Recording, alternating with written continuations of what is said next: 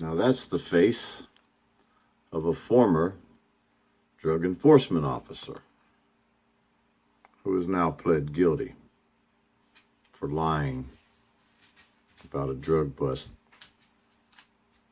that put a man in jail.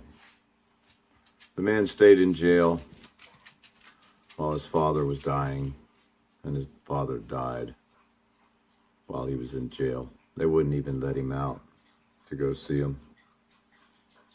While this officer here lied on a sworn statement.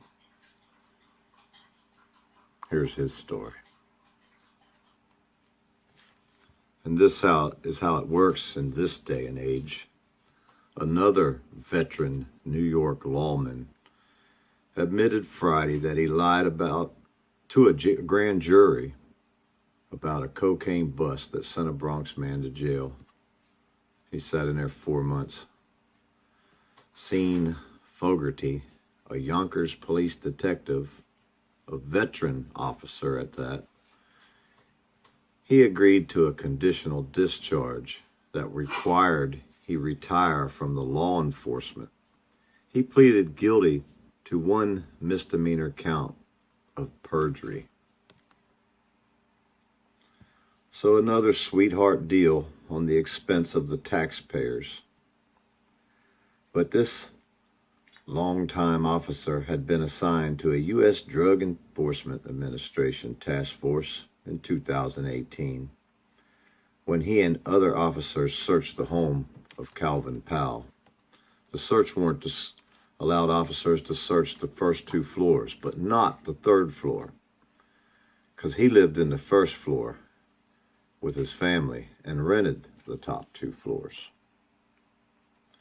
And you notice this story only shows one officer in trouble again, because all the rest, they got out of it, of course. Probably got promotions and raises. But this officer, Fogarty, and other officers, who are not named in this story for some strange reason. Oh, wait a minute, that's right, they can't do no wrong. But they broke into the 3rd floor apartment, and they found 17 kilograms of cocaine in a closet. And then these drugs, this officer later insisted, had been found in Powell's possession. Days after the search, Fogarty falsely told the Manhattan grand jury the narcotics had been found on the 2nd floor of the residence, according to the criminal complaint filed by the Office of the District Attorney Cyrus R. Vance, Jr. The seizure had been outside the scope of the warrant, in all reality. And that's what the complaint says. The grand jury indicted Powell on drug charges in 2018, and he was jailed for more than 4 months before the prosecutors dismissed the case in light of photographs from that bust that contradicted this long-term officer's lies that he came up with. Oh, it says statements here. Now, this guy Powell had been on probation for selling cocaine or whatever, 10-year probation. They were hoping to get him again. They even lied about it. They wanted him so bad they'd lie in a grand jury. And these are these long-term officers that are out here that everybody says, oh, they're so great. But this guy filed a lawsuit earlier this month against this cop and several other law enforcement officials seeking damages. Well, there we go. Now we got some more people involved. He needs to sue them all. It's not just the one. But the lawsuit says Powell's father died while he was in custody and that he was denied the opportunity to be with him during his final days. Now, this criminal standing there with a badge and a gun, he got a sweetheart deal. He gets to retire.